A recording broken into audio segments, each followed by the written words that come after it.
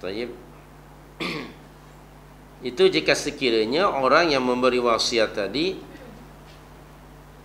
dalam wasiatnya itu tidak menyalahi ketetapan syariat. Tetapi sebaliknya, jika sekiranya dalam wasiat itu menyalahi ketetapan syariat, ia akan memberikan madarat kepada ahli warisnya, maka wasiat itu haram, tidak boleh ditunaikan ya. Umpamanya dia mewasiatkan harta lebih dari 1/3. Dia berwasiat harta itu kepada ahli warisnya, umpamanya begitu. Itu tidak boleh. Ataupun dia memilih memberikan wasiat kepada orang yang kaya, umpamanya, itu pun tidak boleh. Ataupun dia memberikan wasiat maksiat, dengan aku wasiatkan kepada engkau, tolong teruskan apa yang telah aku lakukan selama ini, misalnya. Mungkin satu maksiat lah. Ada orang barangkali dia pakar dalam tari apa, misalnya tari India ke tari apa ke.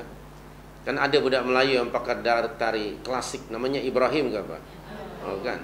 Lalu dia mewasiatkan kepada anak keturunannya, aku wasiatkan kepada engkau supaya apa yang telah aku lakukan ini diteruskan, misalnya, yaitu menedahkan aurat ya.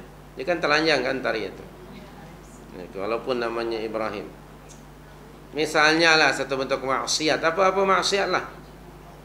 Atau misalnya aku wasiatkan kedai yang 4 nombor ekor itu kepada engkau, teruskan, misalnya. Mungkin dia bos 4 nombor ekor, lalu yang menerima wasiat itu tambah 2 jadi 6 ekor lagi banyak, misalnya.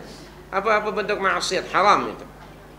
Ataupun dia berwasiat, mungkin dia menternak babi, kewasiatkan peternakan babi aku itu yang ada di Melaka umpamanya kepada si fulan ya. Ataupun mungkin aku ada share dalam syarikat babi itu, maka aku wasiatkan share ini kepada si fulan. Benda itu pada maksiat, tidak boleh ditunaikan, haram. Okay? Tidak boleh melakukan wasiat yang menyalahi syariat. Kerana ada satu riwayat, satu hadis yang diriwayatkan oleh Imam Ad-Darqutni dari Abdullah bin Abbas radhiyallahu anhuma dari Rasulullah sallallahu alaihi wasallam. Rasulullah bersabda, al-idraru fil wasiyyati minal kabair. Okay? Al-idraru fil wasiyyati minal kabair. Memberi madarat dalam wasiat termasuk dosa besar. Okay? Memberi wasiat tetapi memadaratkan orang termasuk dosa besar. Misalnya tadi melebihi 1/3. Ataupun orang mewasiatkan hartanya semuanya, dia meninggalkan anak-anaknya dalam keadaan apa barangkali, dalam keadaan susah, itu pun tidak boleh. Kalau dilaksanakan maka termasuk kabair, dosa besar, membiarkan anaknya kesusahan. Al-idraru fil wasiyyati minal kabair. Okay. Menyusahkan dalam wasiat itu termasuk dosa besar.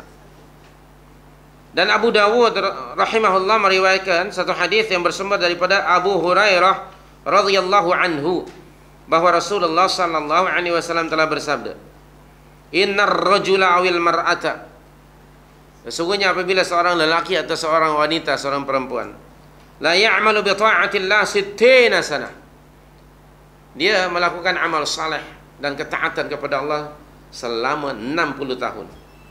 Thumma yahdhuruhumal maut, lepas itu mereka berdua ni atau salah seorang di antara mereka didatangi dengan tanda-tanda kematian.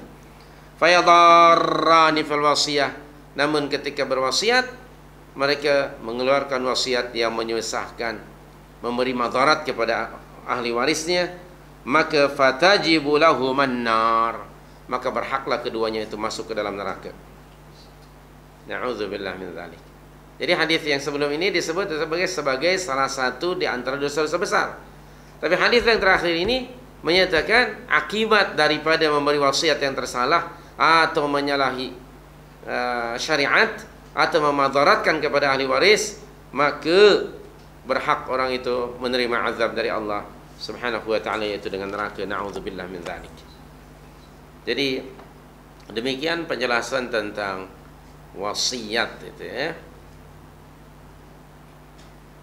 Dan ada hubung kait dengan sedekah, dengan bersedekah. Dan ini ada hubung kait dengan harta, walaupun kita tahu ya bahawa sedekah tidak mesti menggunakan harta. Tidak semestinya bersedekah itu menggunakan harta. Tapi dengan juga yang lainnya, dengan amalan-amalan yang lain.